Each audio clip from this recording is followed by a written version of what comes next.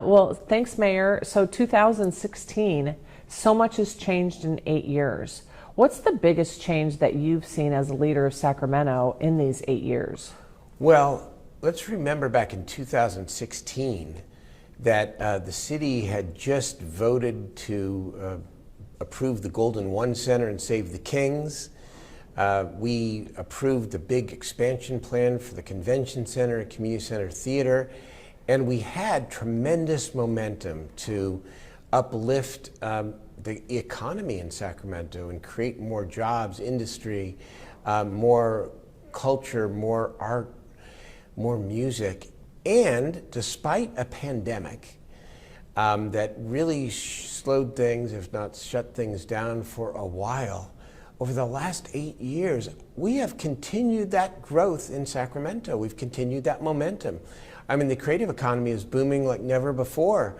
Obviously, the Kings are a huge success, but beyond that, today I gave my last State of the City speech at Aggie Square in the neighborhoods, in the south part of the city, along Stockton Boulevard, where because of the partnership with Chancellor Gary May and UC Davis and the private sector, we are creating a $5 billion a year enterprise around life science, around biotechnology, around technology itself, more jobs, more small business, and so much economic opportunity in the neighborhoods. And so my mayorship has been about many things, but one of them is about uplifting the idea that a good city grows its economy, starting with its central city and its downtown. A great city commits to growth in all parts of the city, especially those neighborhoods that have been long left behind.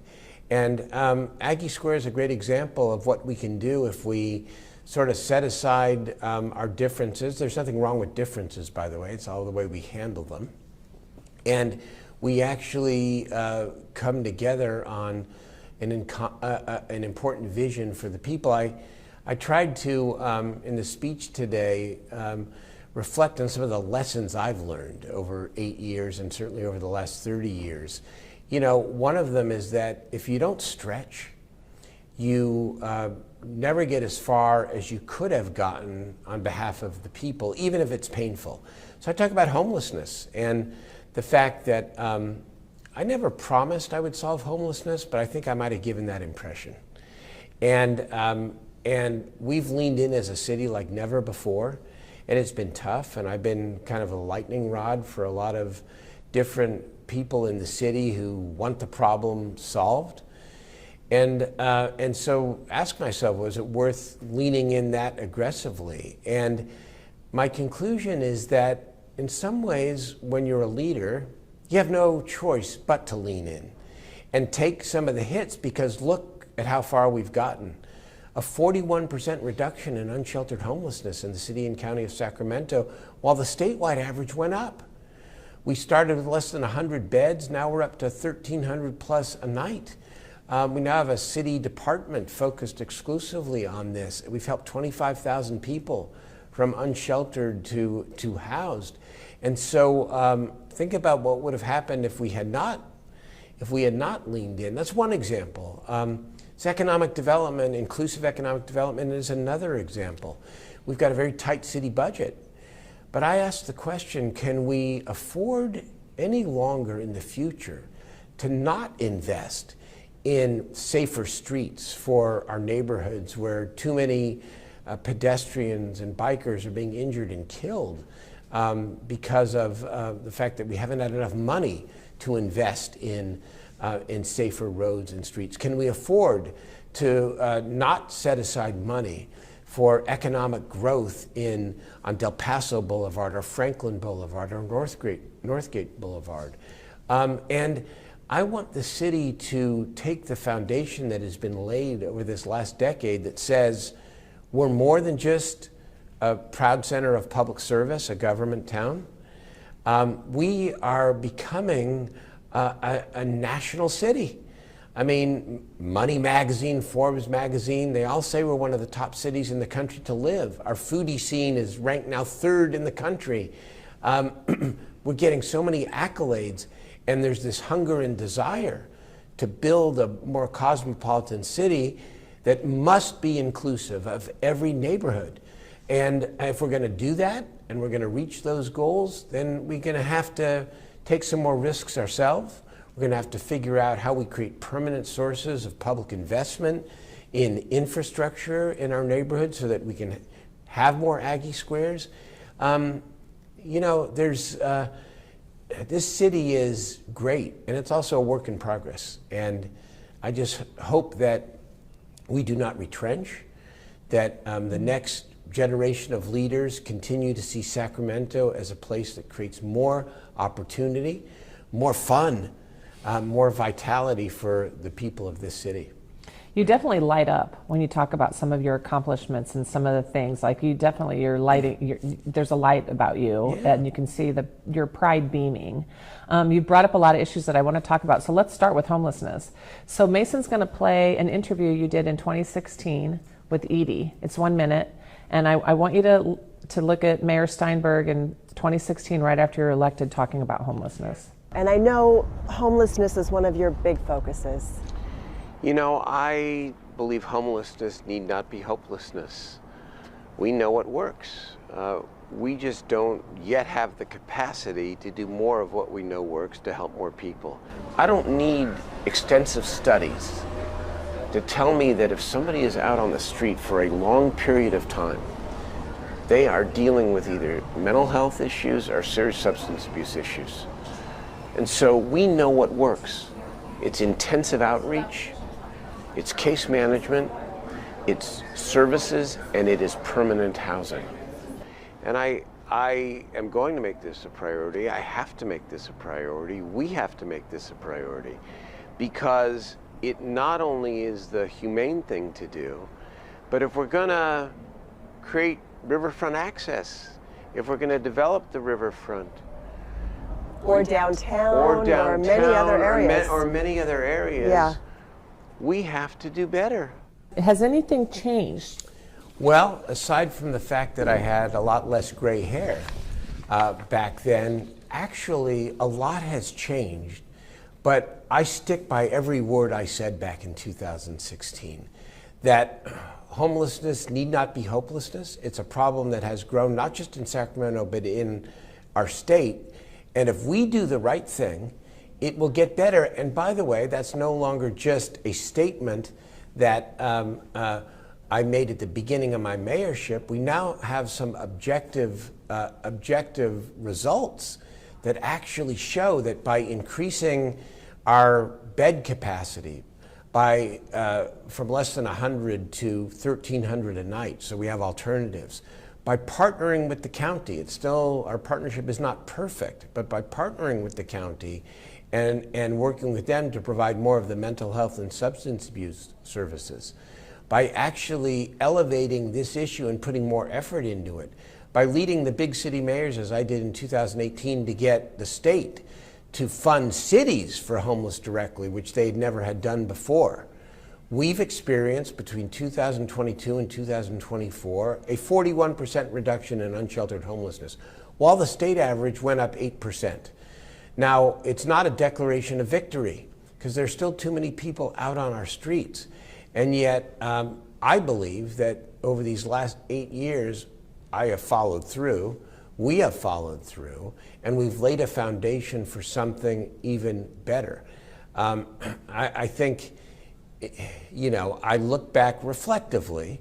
Sometimes I think I did not, when I ran for mayor after 14 years in the legislature, and actually 18 years of being away from local government, I know I set a big expectation, and I may not have fully appreciated how at the local level the progress around implementation, it doesn't go nearly as fast as I had thought it would. That's not blame, it's just a fact. And so I think I've taken quite a few flesh wounds, as I like to say, in part because I set a high expectation, and people are frustrated and understandably frustrated with the fact that for a while the problem grew worse.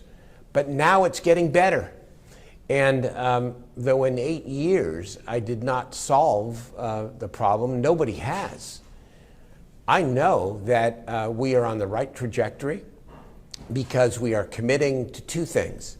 One, more help for people, and also stating a community expectation that we won't accept the fact that people live in squalor or in these encampments, because it's not good for them, and it's also not healthy or safe for our neighborhoods and our business corridors. None of it's perfect. I wish we had a bed for every person. We do not. But we are helping more people than ever before. And at the same time, we are creating a community standard that does not allow these large encampments to grow. And so I live by everything I said there. Okay. And it's better than it was. And then you talked about in 2021 about your master siting plan, which didn't really pan out. No. And talking about 20 new safe ground sites to give 3,600 people a safe place to camp or park.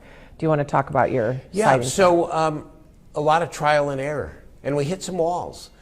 But in the end, we have opened more sites than ever before in the city. As I said, when I started as mayor, the city was funding and operating less than 100 beds. We're now up to over 1,300 a night, and that doesn't even include the permanent affordable housing that we have built over the last 8 years. And so if you don't try new and different ways of doing things, and if you are afraid to fail, and then if you fail to pick yourself back up and keep trying, you're never going to make progress. Well, I've picked myself up. We have picked ourselves up over these last 8 years. And let's not forget, we were confronted with a once-in-a-century pandemic that shut down the world and actually exacerbated the homeless problem. Despite that, I'm going to say it once more because it stands out. Statewide, 8% increase. Sacramento City and County, 41% decrease in unsheltered homelessness. That's progress. And it's because when we tried one way and it didn't quite work, we picked ourselves right back up and we kept trying. And now we have more alternatives for people, and we're also enforcing the law. Okay. We could talk about that for a long time. Yeah. So let's move on to the stadium rail yards. Yes. The rail yard stadium. What's your reaction to that? That didn't pan out either. Well, I will tell you this. I have 82 days left before I leave office. So stay tuned, because we're not done yet. Look at this city, and Kevin Nagel, who's the owner of the Republic. I want to give him a lot of credit because he's stuck with this city through thick and thin. We have all done the right things in the rail yards, along with the Kellys, the owners. Look, in the rail yards, a lot's happening. You've got the Kaiser Hospital, you got the major courthouse, you have hundreds of units of housing, and now, before I leave, I'm going to work day and night to try to deliver some of the pieces that we have tried for 8 years. The soccer stadium? And that people deserve. Maybe. I am not ready to make an announcement, but we're working very hard to try to get something big done, both for sports and for music and entertainment. And I think we're going to get there. Well, I mean, the major investor pulled out. It was a big promise made. It was. I mean, you control what you can control. The city has put forward and continues to put forward almost $100 million worth of public investment, mostly through infrastructure. We have the parameters of an agreement with a private investor, but you can't control what you don't control. And in the end, our private investor backed out on us during COVID. That's what happened. Wasn't any mistake by Kevin Nagel or the Republic or the city. The investor backed out. And so I think that in these next couple of months, it may be our time. I know I'm working on it. 82 days, you'd think I'd be riding off into the sunset. Nope. I'm actually working harder than I ever have because I want to deliver something special for the people in the rail yards, not just sports, but also music and entertainment. More to come. But people might say, you've had 8 years to do that, or you've had the last 4 years to bring that stadium here, and it didn't happen. Well, fair enough. I mean, I know what I've done. I know what we've tried to do as a city, and we had it in our hands. And then COVID hit, just like with the waterfront, where I plan to bring back a multi-million-dollar plan before I leave as well. We had a $45 million plan ready to go for the old Sacramento waterfront to modernize it. Well, COVID hit. But we're not giving up. We have not given up on soccer. We have not given up on music and entertainment in the rail yards. We're not giving up on the waterfront. And so it's my job to do everything I can to leave office in 82 days, having brought something important to the City Council that will advance all of those causes. I will do so if the things that are beyond our control now fall into place, and I believe there's a good chance they will. You brought up the waterfront, and that was something else I was going to ask you about. You know, we lost those hotel taxes during COVID. Yeah. And so, but you still see big plans? I do. Okay. I do. So, you know, this is, never use COVID as an excuse, but it was what it was. I mean, we were ready to go to the council with a $45 million bond to remake the old Sacramento waterfront, to make it more of an even cooler destination with a major public park, with an entertainment venue, with platforms, with more restaurants, and then the bottom fell out. So what are we doing now? Hotel occupancy is back up, and we will come to the council in the month of October or November before I leave with a multi-million-dollar plan to partner with the private sector. We'll invest the public money in improving the infrastructure along the old Sacramento waterfront, and we'll ask the private sector, what is your vision for how to make this place what I call more of a date night destination? And so that will happen before I leave office. We will have the City Council consider, and I hope approve, a multi-million-dollar plan for the old Sacramento waterfront. That one I'm sure of. The rail yards, stay tuned. Okay. We started to play the economic development that you talked about 8 years ago. I don't know if we need to play it for you, but it sounds like you're still kind of wanting those high-tech companies to come here, but you didn't get them. No, all of them I here. wouldn't say that. We didn't. We look at Aggie Square, 5,000 jobs, a $5 billion economic benefit to the 6-county region every single year once it is fully built out. No, Sacramento has made great advances over the last 8 years in diversifying our economy.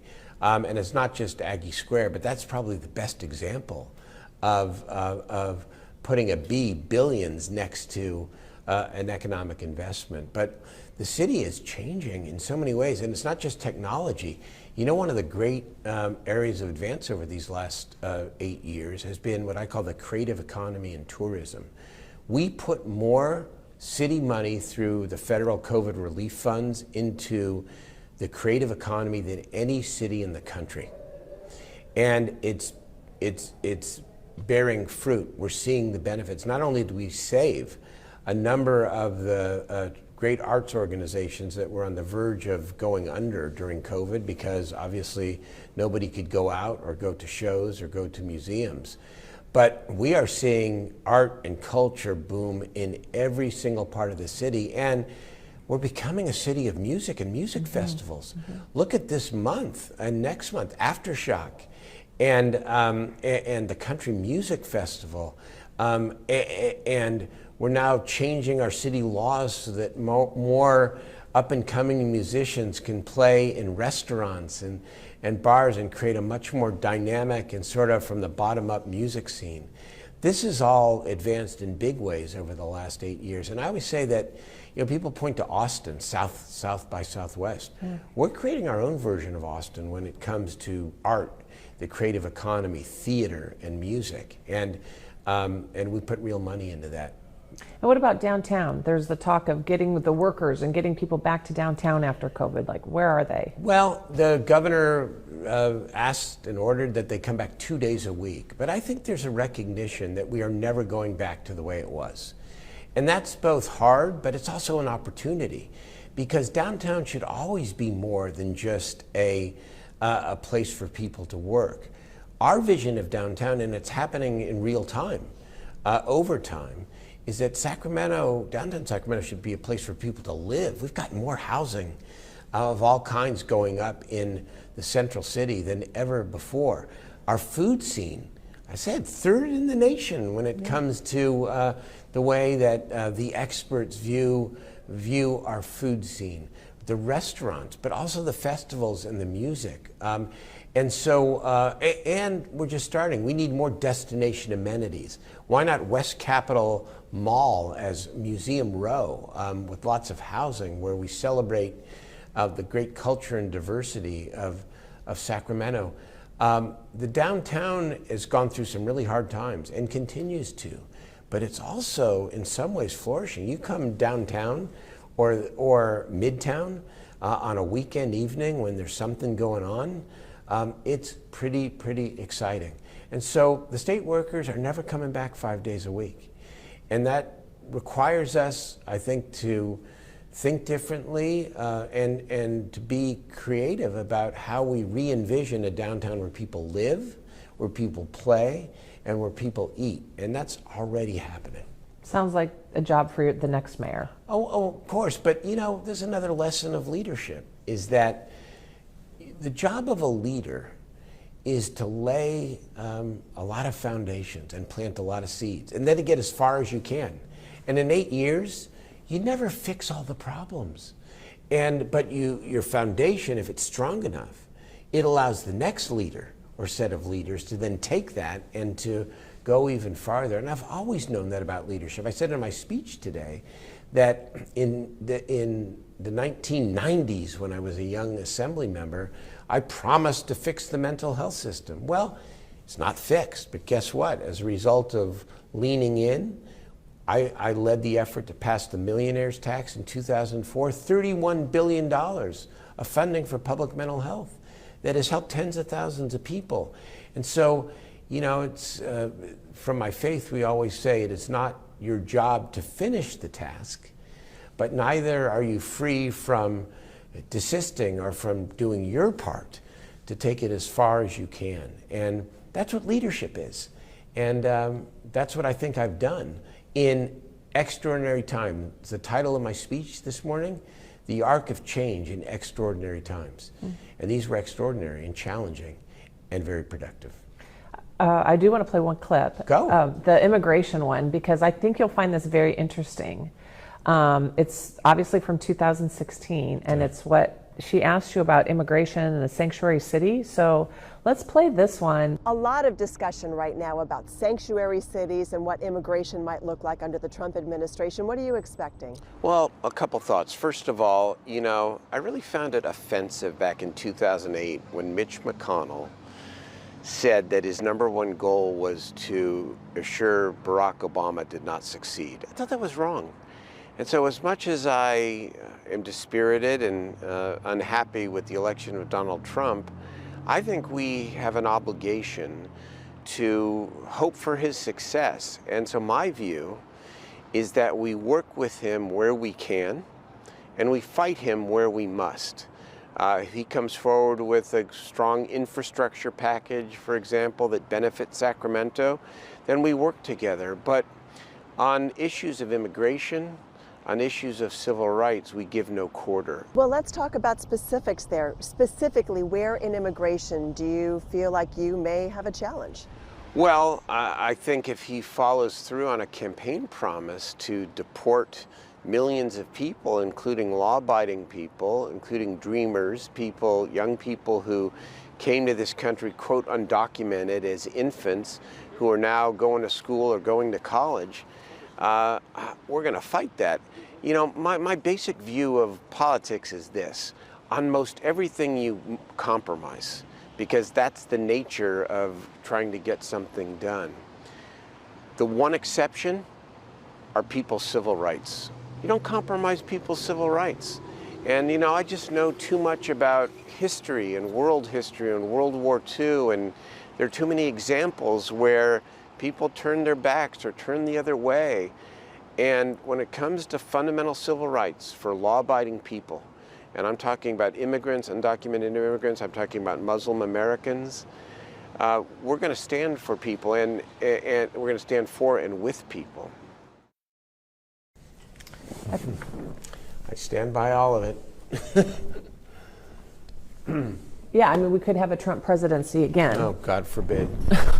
Well, and so with the immigration, I mean, it's still a fight, right?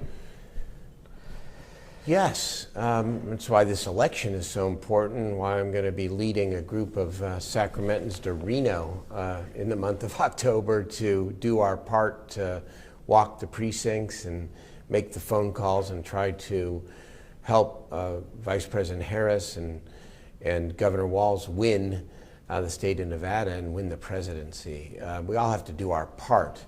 And you know, what I said about Donald Trump back in 2016 as he was coming into the presidency is that we'd work with him where we can.